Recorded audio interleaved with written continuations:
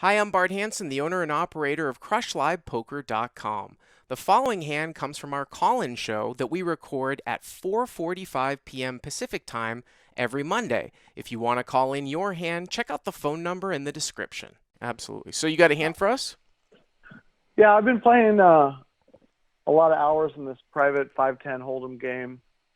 Um, Pretty sweet game. So we're about 2K effective. Both the villains have about 2K. I think they might have me covered by just a little bit, but I have about 2K. Okay. I open under the gun plus 1 to 35 with ace 10 of hearts. This is at 510 no limit, right? The 510 no limit. Yep. Ace We're 10 of like hearts. ace 10 of hearts. I think we're 8-handed. Okay. To 35? Yeah. Okay. I get called in 2 spots in position, and then both the blinds call. So we're 5 ways. And you're out of position. Yeah, I'm under the gun plus 1. Well, I'm out of the position to 2 players and Right. in position to 2. Okay, so the pot's 175 and we go to the flop. Yeah, and I flop the joint. I Okay. have the flop is Jack 9-8 of hearts. So Jack of Hearts, 9 of Hearts, 8 of Hearts. Yeah. By the way, usually when we say flop a joint, that would be a straight, but this is still a good Okay. flop for you. This is the absolute joint. This is the niggles. Yeah. Yeah. And so blinds check. I bet 105.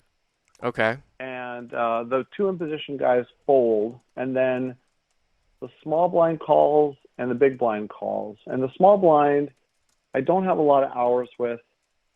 I don't know if I can give anything credible about his play yet.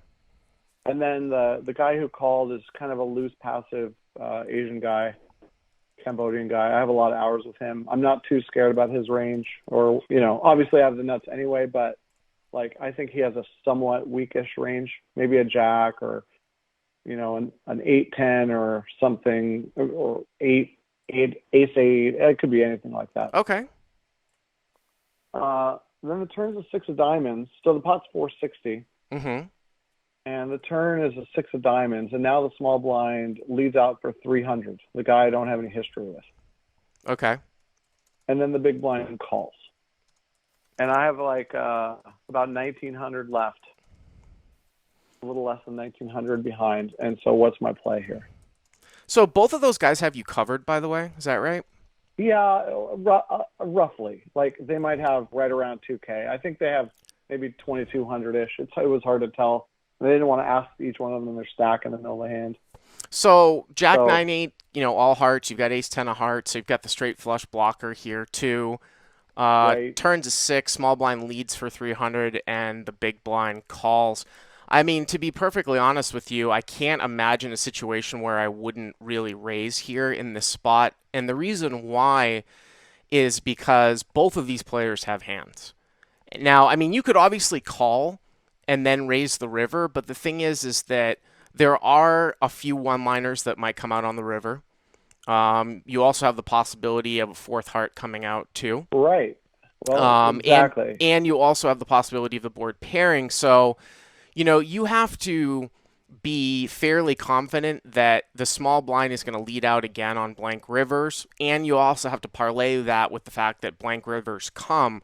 I mean, this is the type of spot that I drool over because you know that they both have hands. Now, because you've got the ace of hearts in your hand here too, when the big blind calls that turn bet, like he has to have at least probably a set here, right? I mean, I guess he could have Jack 9, but the small blind's always going to have something too. But you block the fact that someone's ever making, a play with the nut flush draw.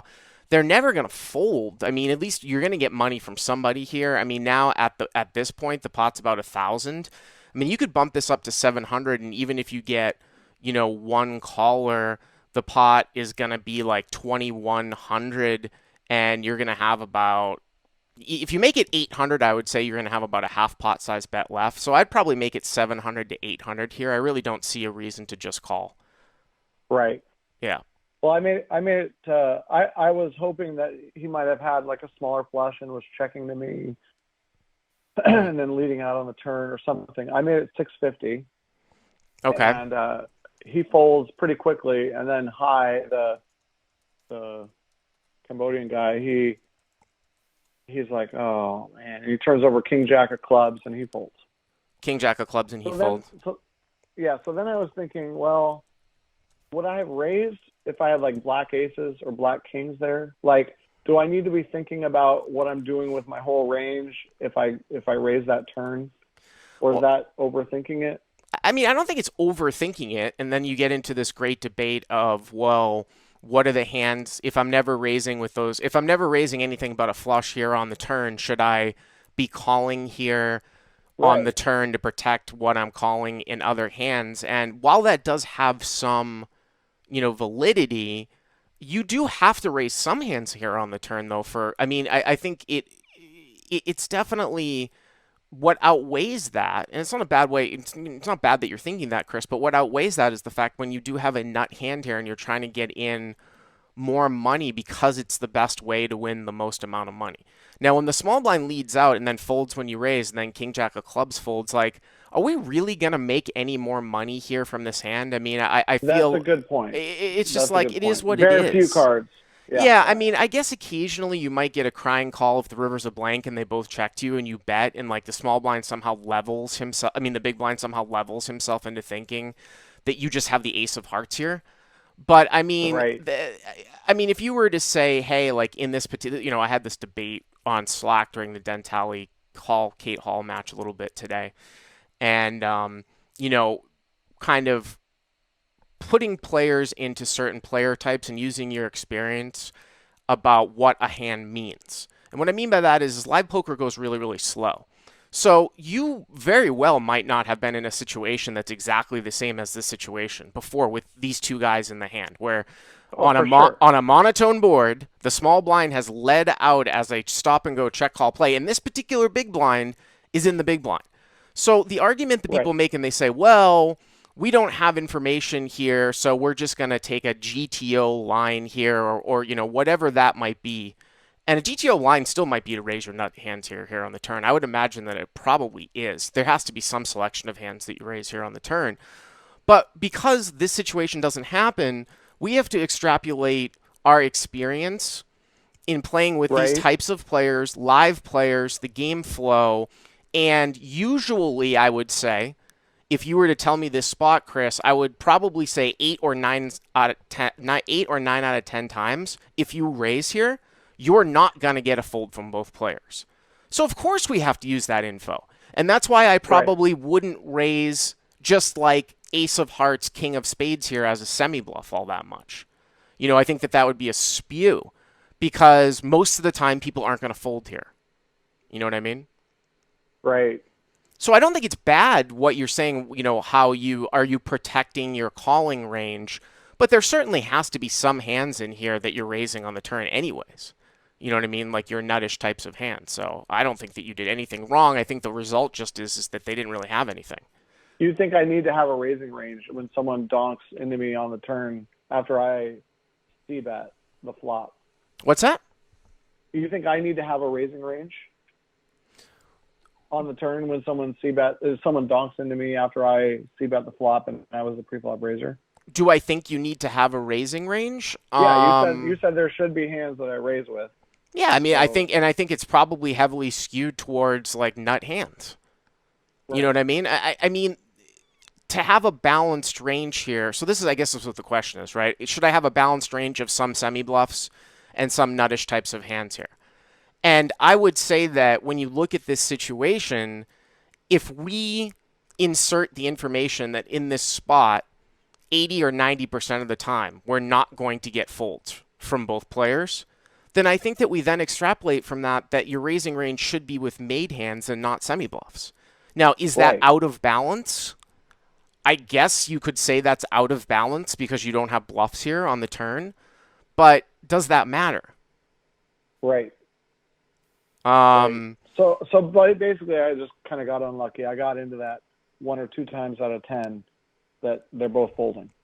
yeah, I mean, I really do think so. I see that Stay in School is in the live chat, and he says that it would normally, I guess Doug would normally say raising weaker flushes and trapping nut flushes.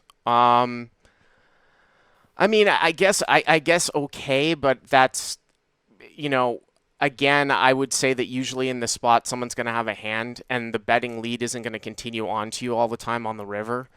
And Right. most of the time, you're going to be able to get the money in and build the pot up nicely because, when you want to trap, you're assuming that the betting lead is still going to come at you on the river. And when pots get big like this in live poker, it doesn't People happen play all that much. straightforward.